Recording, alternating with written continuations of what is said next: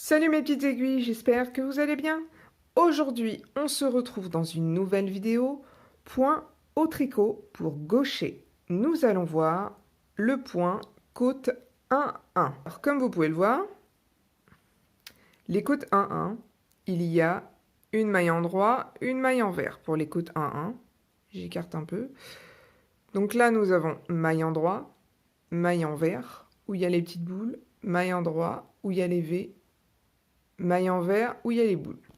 Le point côte 1-1 est un point basique qu'on apprend en règle générale au début lorsqu'on apprend à tricoter parce que ça fait partie des points de base du tricot, tout simplement parce que les côtes 1-1, on les utilise pour un peu de tout.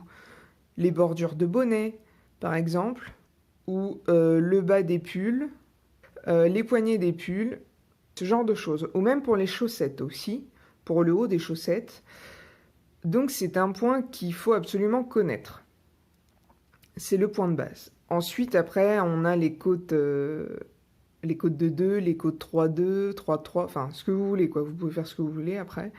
Donc c'est un point, encore une fois, basique. Si on utilise ce point pour les gilets, les pulls et tout ce que vous voulez, c'est tout simplement parce que là, vous voyez, il est droit.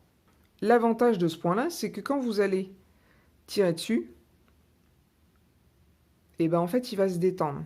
Ça va donner à votre ouvrage une sensation élastique, on va dire ça comme ça. Et ça, c'est vraiment top pour vos ouvrages. Le souci, c'est que c'est un point qui est super long à faire parce que, vous allez voir, parce que à chaque fois, c'est une maille en droit, une maille en vert, une maille en droit, une maille en vert. Il faut passer le fil de l'autre côté à chaque fois. Donc c'est vrai que parfois c'est un petit peu long. Alors j'ai pas commencé au début du rang, mais vous inquiétez pas, c'est pareil. On va commencer par une maille en droit. Sachez que selon l'ouvrage que vous allez faire, dans le modèle, ils vous mettront commencer par une maille en droit, terminer par une maille en vert. Alors qu'en règle générale, on est censé terminer par une maille en droit. On va commencer par une maille en droit. Donc on passe devant, comme le point mousse, on passe le fil et on tricote. Maille en vert, on passe le fil par devant et on tricote la maille par derrière. Vous voyez? On la passe dans la maille devant mais par derrière. On repasse le fil de l'autre côté, donc à l'arrière du travail, et là on tricote la maille par devant. On passe le fil par le dessous, et là, n'oubliez pas de repasser votre fil devant. Et là, on va tricoter la maille donc par devant, mais on la passe par derrière. Et là, on passe le fil par-dessus et on passe la maille.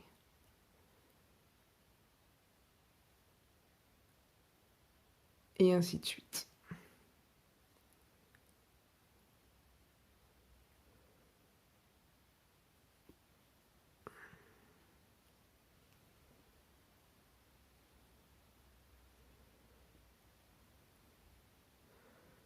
Et ainsi de suite jusqu'à la fin de votre rang.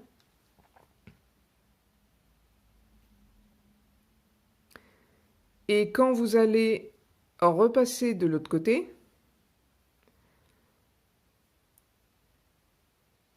eh bien, vous allez commencer par une maille en vert. Je vais vous montrer, je finis mon rang. Là, nous sommes sur l'envers du travail. Alors, comme vous pouvez le voir, j'ai terminé mon rang, donc j'ai terminé par une maille en droit. Et donc, en retournant mon travail, je suis sur la petite boule, une maille en vert. Voilà. Donc, eh bien, vous allez continuer vos rangs en suivant, voilà, vous prenez la maille par derrière. Et on commence par une maille en vert. On repasse par devant.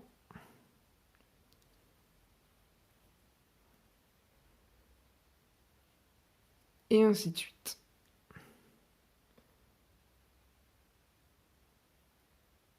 Voilà. Jusqu'à, pareil, jusqu'à ce que vous obteniez le nombre de rangs que vous vouliez. Parce que souvent, il nous faut un certain nombre de rangs pour les côtes 1-1. Parce que c'est pour un col. Vu que c'est pour rendre élastique le travail, on ne peut pas juste faire une petite bande comme ça, en fait. C'est pas possible. Donc il faut un certain nombre de rangs pour avoir quelque chose de bien. Voilà, donc j'espère que cette petite vidéo vous a plu. Si c'est le cas, n'hésitez pas à mettre le petit pouce bleu de la pelote et vers le haut, hein, pas vers le bas, ce serait bien.